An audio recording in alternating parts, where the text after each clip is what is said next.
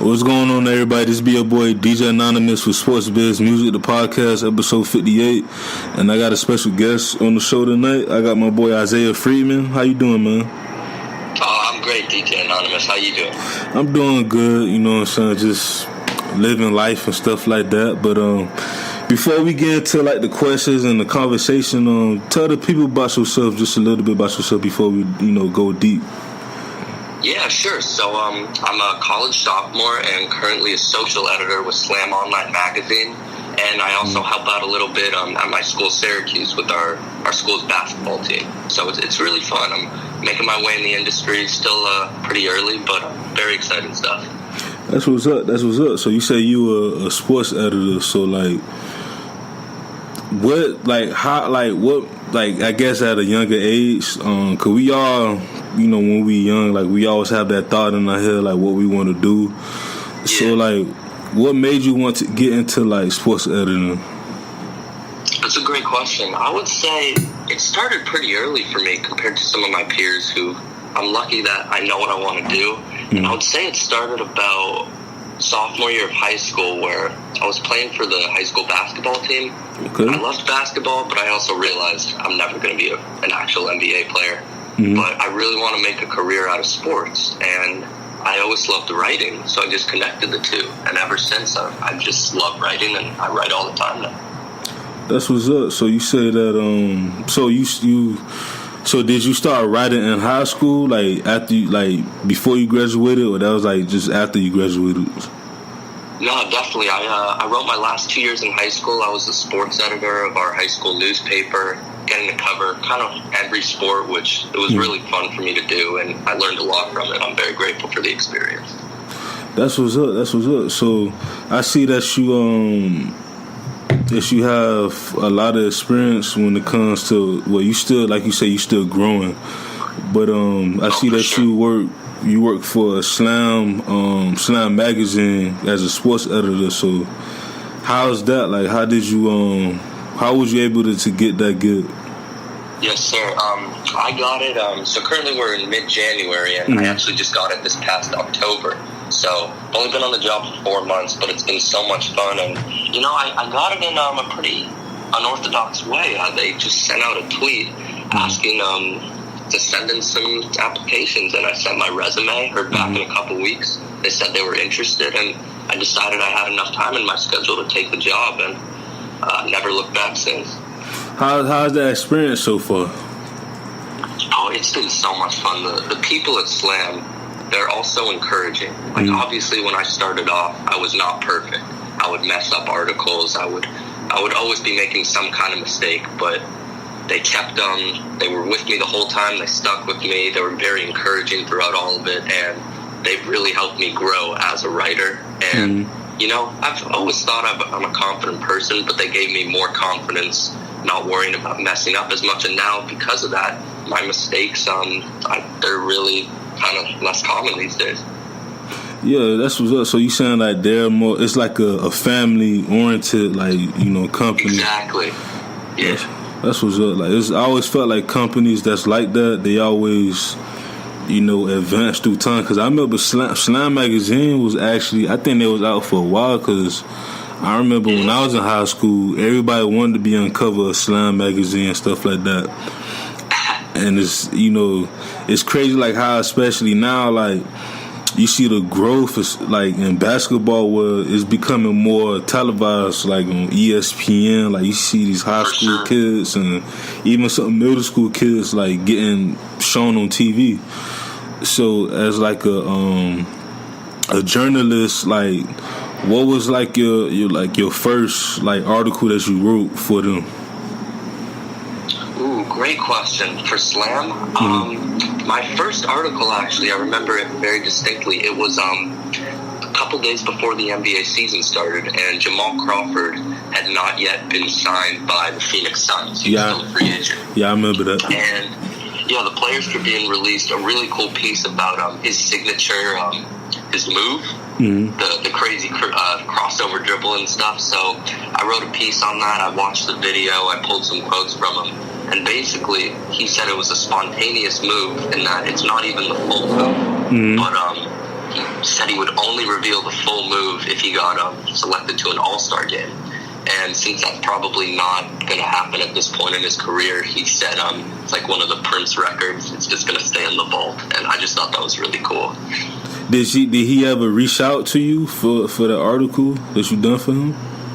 No, he did not. That was I've interviewed some players for Slam before, but that one was just getting to watch the video and pull some of his quotes from it. Yeah, because, Jamal Crawford, we always say Jamal Crawford is like the NBA player, like, that's one of them players that's like, he's one of them and one dudes, like, someone that he do some things that, you never seen before. And you look at, like, players like Steph Curry and Chris Pauls and all them, like, in my opinion, he kind of, influenced them in a way, because he was one of them dudes. Cause I think he was out for a while. He was in the league for a while before them boys came in. Like, I think he came in like in early 2000s or something like that. Definitely, yeah. So so he was like I remember him and what's the other dude name? Austin. Austin was one of them like street cats that was just like on the man one in like the NBA that never was really seen before, so that was dope.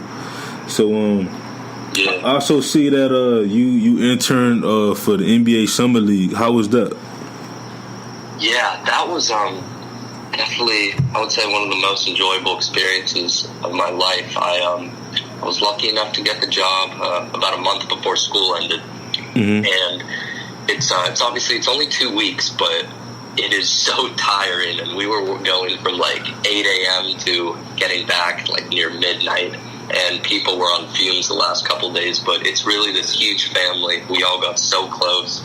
And I was just running around recording videos with our reporters, talking to PR, cleaning up trash, just doing really everything. And it's such a team environment, and our bosses were so supportive, and everyone's just working together. And then we were in this really nice hotel that it was just so much fun, and I hope to do it again, although being in Vegas in like the 100-degree heat definitely took a couple years off my life.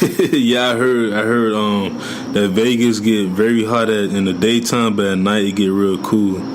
So yeah, I heard stories about Vegas. I never been to Vegas before, so one day I want to go to Vegas. So like it was really that fast paced though, like, working in the summer league. Yeah, the pace is ridiculous, and I kind of like that they just throw you in, and you kind of got to fend for yourself. I think that's a really good way to teach people.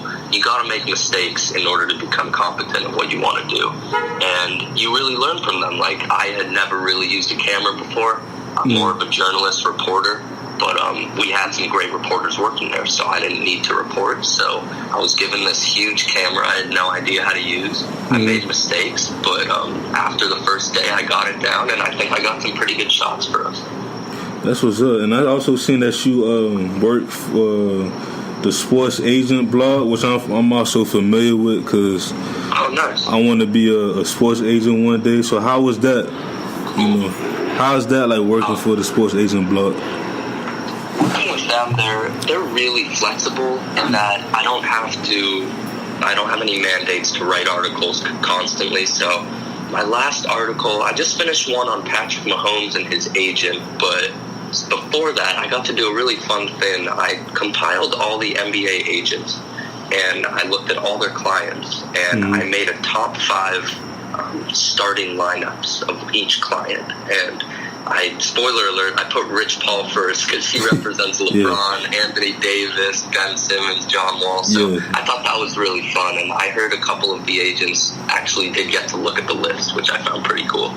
Who's like the one agent that you like, I guess from afar, that you have more interest in as of right now? Like, who you think are like the hottest ones right now? That's a great question. I would say, and I know since you want to be a sports agent, you can probably follow these guys too. Rich Paul is clearly one of the top guys right now. I also think, Jeff Austin, Casey Wasserman, Jeff Schwartz, those guys represent a lot of quality players. Like Jeff Austin, he represents the Greek Freak and Steph Curry. I think that's really cool.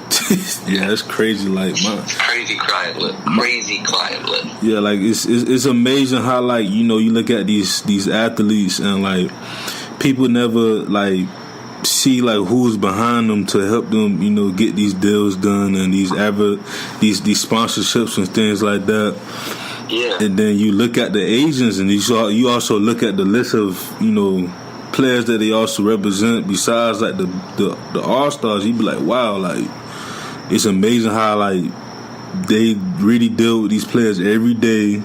And I know, like, I remember Rich Paul on I forgot the name of the show that's on ESPN that LeBron had, but he was talking about it, like how he like he don't treat his clients like clients. He treat them like, you know, little brothers and stuff like that. Like, you know, it's like they could call him, he could call them anytime, and treat them like family and stuff like that. So Rich Paul, to me, he's one of like my favorite agents, because that's something that I want to do. Like, I don't want to just have clients just to have clients, but I want to build like a family bond.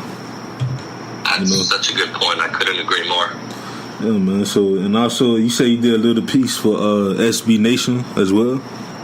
Yeah, sometimes I write for their Thunder blog because I do enjoy watching the Thunder. I'm a big Russell Westbrook and Paul George fan. Yes. So recently, not recent, it's been a couple months now, but I wrote a really fun article on Steven Adams. Yes. And it was during a time when it was actually, I would say it's close to a year ago, so Embiid hadn't really cemented himself as the monster he is now, and it was right after Boogie Cousins unfortunately tore his Achilles. Yeah, I remember and that. I made the case that Steven Adams was the best center in the league. And it was kind of a hot take, but I backed it up with evidence, and he's one of the best offensive rebounders in the league, screeners. The team always plays well when he's on the court, efficiency-wise. And that was a lot of fun to write and dig into, and I got some positive feedback. Do you think, you know what, me and my homeboys had a conversation about Steve Adams. I know in your opinion... What'd you say? In my opinion, like, he's a great player, and I always felt like he's like very, like, not just as a center but as a basketball player, he's very underrated. Because I agree. First of all, I'm like, this man he just like turned 25 like last summer. So I'm like, this dude still got like 10, 12 more years in his tank to, like, he's not even in his prime yet. Like, that's scary. You know, so it's like, and I always felt like Steve Adams, Russell Westbrook is phenomenal.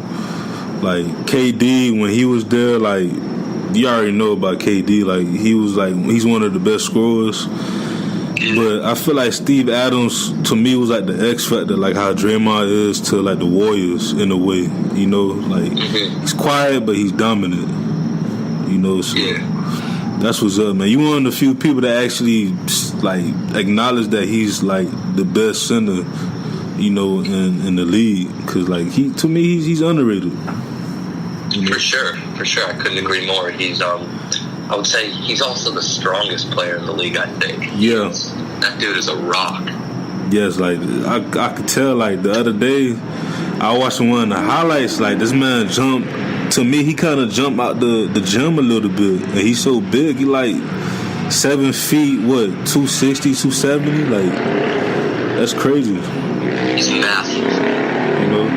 And also, I see that you intern for the Syracuse basketball. You know, one of the legendary like basketball programs. Like, how is that? Like, how does it feel to even have the opportunity to even go to a prestigious college like Syracuse?